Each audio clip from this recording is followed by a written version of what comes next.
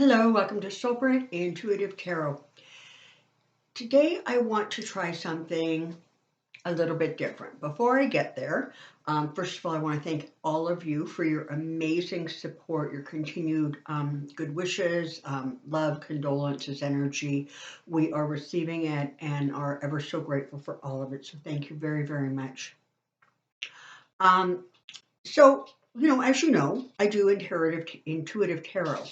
And I thought that I would like to try every once in a while, just not using the cards, because the cards, even though you're asking a question and it is giving you the answer, um, sometimes there might be a bigger picture or a broader picture that we're just not noticing because we're sort of hyper focused, if you will, on a specific question. Now, for those of you who have been watching me for a long time, you know pretty much everything between hello and see you next time or see you soon is channeled to one degree or another.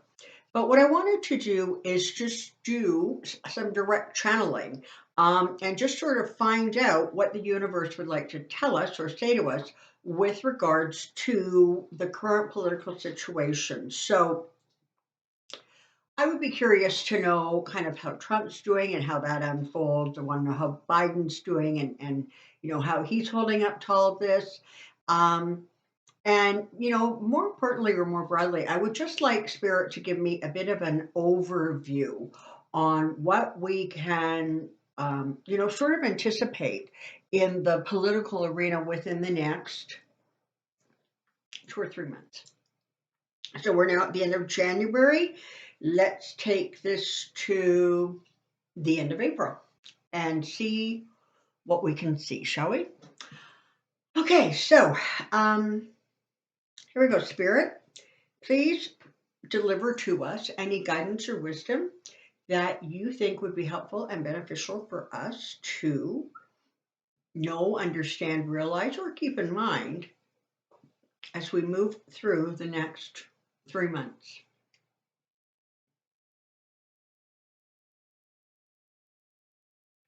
So the first thing I'm being shown is Biden. Okay, so Biden is he's got literally like sunshine over his head, like a halo of sunshine. He is going to be fine. Sometimes it's really frustrating, particularly the way this whole, with the documents and where some of them planted or not planted, where some of them just mistakenly put there or hidden away, whatever.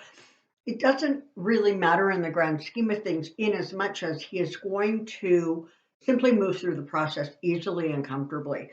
The Democrat or the Republicans just don't have the wherewithal. There's nothing there for them to, they're trying to make it apples and apples.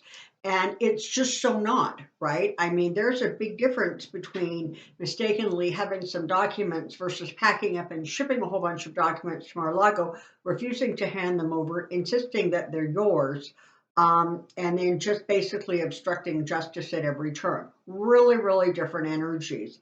Pence sort of falls, thank you, into the same category as Biden, where by and large it was just sort of oversight here and there.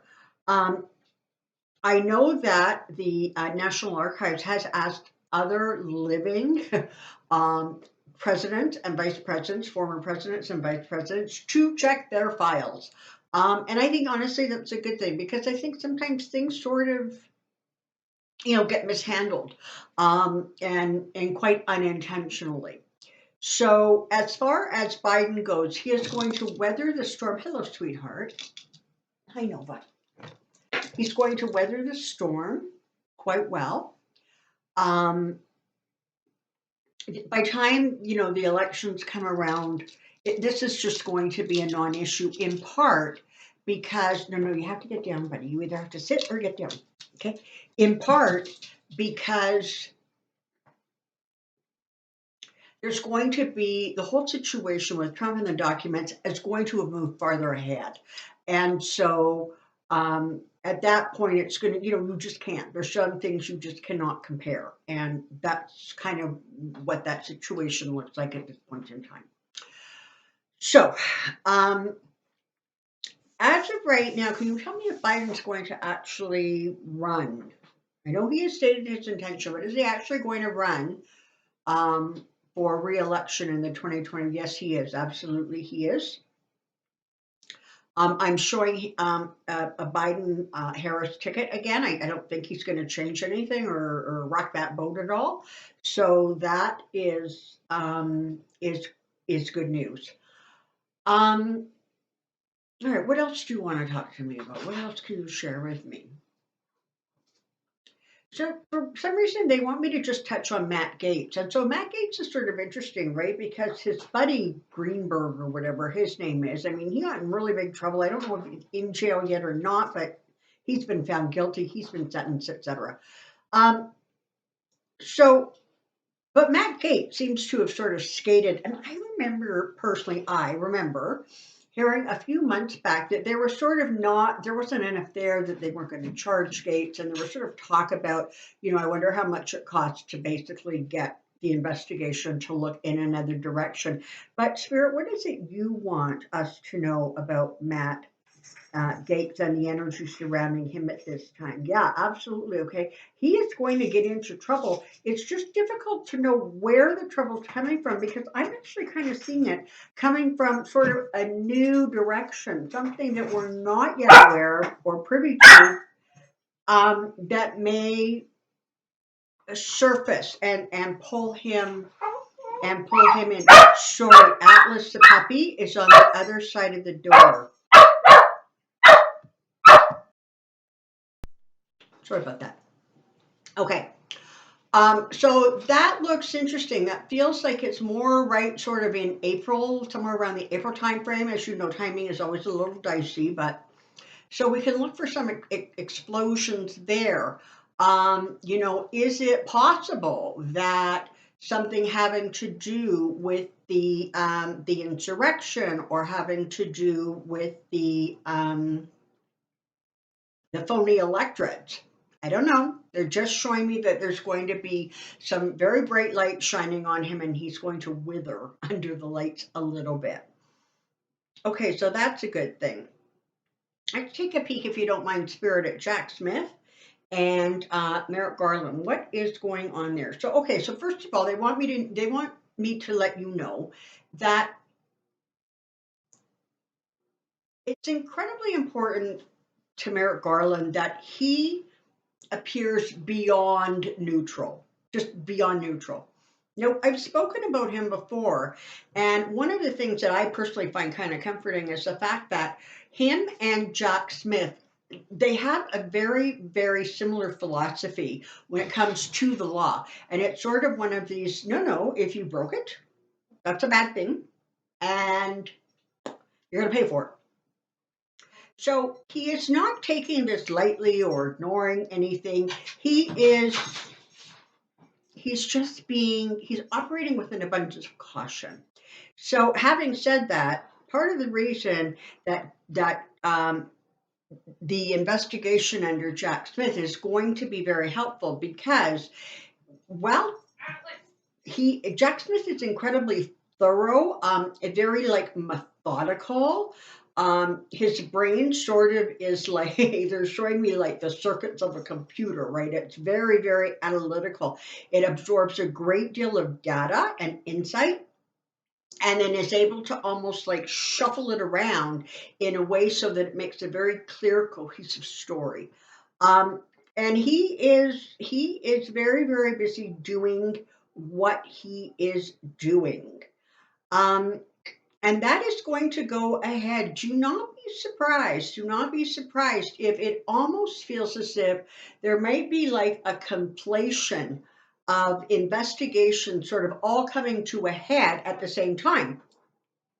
And so you may have, I don't know that one is necessarily going to, jump over or supersede another, but there is sort of a feeling of like an avalanche of indictments, like just a flood. A lot of them coming, or a lot of bad legal or unfavorable legal decisions, shall we say, for Trump, kind of coming all around the same time. And so that's going to be interesting. Now, the Fonnie Willis ones, is interesting because she probably looks like she is the closest to being ready to announce. And I think in one of my last videos, I said I actually expect it this week, if not this week, early next week. So we're going to see if my timing is accurate. But definitely there are indictments coming down. And again, Trump is not the only one getting indicted. There is, like, I'm seeing multiples, like they're showing me indictments sort of fanned out. And there's lots and lots of them to go around. So and she's another one. She is one of those people who is very definitely, you break the law, there's a price to pay. I don't care who you are. And so that is going to not, uh, it's going to be very reassuring and comforting for kind of a whole bunch of people and maybe less so for a few who thought they could skate. Okay.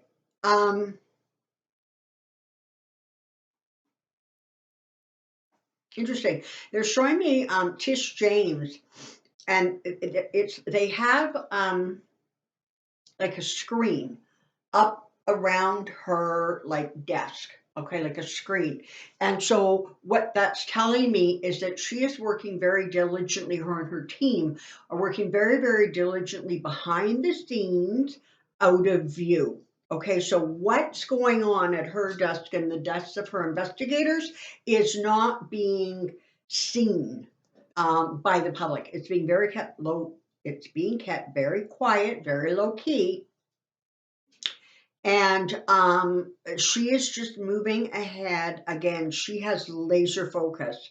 And so that is very effective. Alvin Bragg, what's the story there? Yeah, he has also reopened that investigation. I understand it's the Stormy Daniels thing. And I did see, thank you for reminding me, I did see, I think it was on Monday morning in my news feed, that the publisher, the owner, whoever it is, um, of the National Enquirer has been called to um, give testimony. So of course that's all connected with that Stormy Daniels, hush payment money, etc. So that is also proceeding.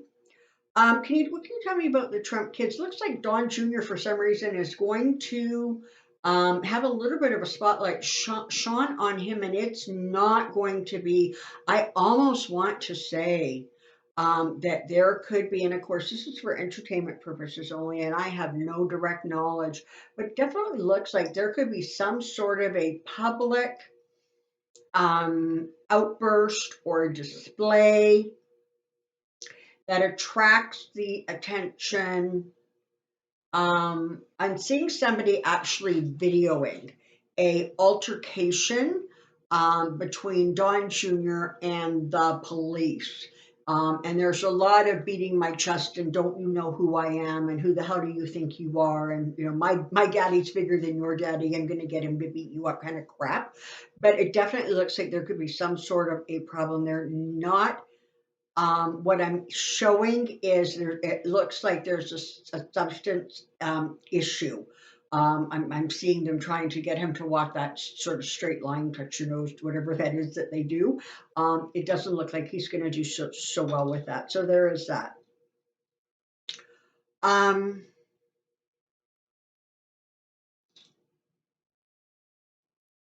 what else would you like me to touch base on? Okay, so let's just take a quick peek going way east. And we're looking at Ukraine is starting to really, really pick up momentum, gain momentum. And so they're making headway. I've said for quite a while that there was going to be a real shift right around the 1 year mark, which I believe is like at the end of February, and that I didn't see the war going forward kind of with as much of vigor um, as that 1 year mark approaches, and we move past it. I think Putin is really, really, they're showing me he is still alive from what I can tell from my sources, but they are showing me literally with his energy draining out of him. And I don't know if this means that his life force is draining. I don't know if that means that he is sick. But he has definitely lost a lot of his passion and a lot of his energy and enthusiasm for this whole invasion. It's still incredibly important in his head because he does honestly see it as a legacy. But the reality is this, that he recognizes on many levels that he's really losing, and he's losing bad, and he's lost face. And there's just a lot of stuff going on. Even the people within his own country are not quite so thrilled about him. So I definitely see that situation somehow winding down. Ultimately, um, Ukraine is actually going to rebuild, and they're going to become quite the little um, cosmopolitan center, if you will. I can see a lot of people just simply choosing Ukraine as a holiday destination. It looks like as they rebuild, they're going to. It's really lovely because they're showing me like building in a modern way and with a modern attitude, but with some very respectful and serious kind of nods to the Ukrainian culture, Ukrainian traditions, and the country itself. So I don't know how long this is going to take. I'm getting sort of a 5 or 6 year time frame where you're going to see Ukraine really, really starting to not only recover, but really, achieve new levels. And so that's very exciting. That's very, very exciting. Um, all right. Spirit, what else would you like to? Listen, I have to tell you, energetically, as I'm sitting here, this stuff is just flooding. And so please let me know in the comments below if you would like to see more videos like this, where there's just a lot of sort of almost like snapshots, if you will, taken of a bunch of different areas. So that's let me know. Let me know how that works because energetically it feels like I'm being able to cover a great deal of ground in sort of a shorter period of time. And, there seems to be a bit of a trend for the videos to be getting longer and longer. And I, for some reason, feel like I want my videos to get a little bit shorter, but be more cohesive and, sort of more dense in terms of the information that comes through. Okay, Marjorie Taylor Greene. I know. Hi, Marjorie Taylor Greene. Um, has her eyes on the VP spot.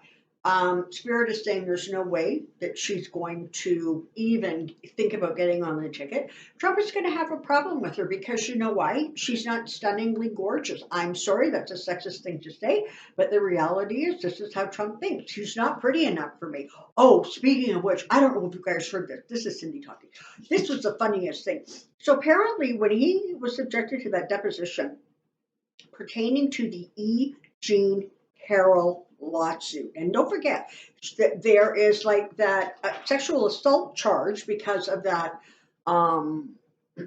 that sort of window that was opened up where you have a year, even if it was somewhere in the past, to file this claim. And plus, there is not one but two defamation suits. One when he was a president, and then the second one when he was too stupid not to repeat the same things that they were trying to get him off for saying because he was, it was under the umbrella of being a president, which I mean. But anyways, apparently he's made a lot of comments about how, listen, she's just not my type. I never would have done that. Like, come on, I don't even like that type. Apparently, they showed him a picture of her, of this woman, when she was about the age that this event apparently or allegedly took place. And they asked Trump who that woman was to please identify the woman in the picture. And apparently, fairly quickly, he said, well, that, of course, is my second wife. She looks, that's like Marla Maples.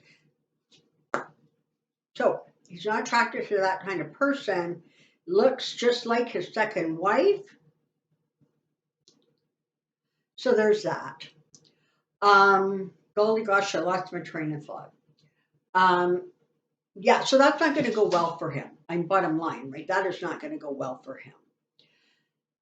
So, oh, Marjorie Taylor Greene, that was it. So she thinks she's going to get on the ticket. I don't think she is. And I also think, there's been this talk, thank you, there's been this talk about McCarthy saying, oh, I'll never abandon that woman. She's gold as far as I'm concerned. I'm never, ever going to cut ties with Marjorie Taylor Greene. You know what? If somebody can really fast in the next 2 seconds tell me the last time we are absolutely convinced that the words coming out of Kevin McCarthy's mouth were the truth. Just anybody. So I don't know what makes this statement something that he would feel obligated to honor. Just saying. Just saying. Okay. I think that's it for today. Thank you very, very much for being here. If you're looking for a personal reading, the information is in the Dropbox below. I am booking second week of March. Okay. Thank you so much for being here. Your support is so appreciated. Until next time, take care. Be well. We'll see you really soon. Bye bye.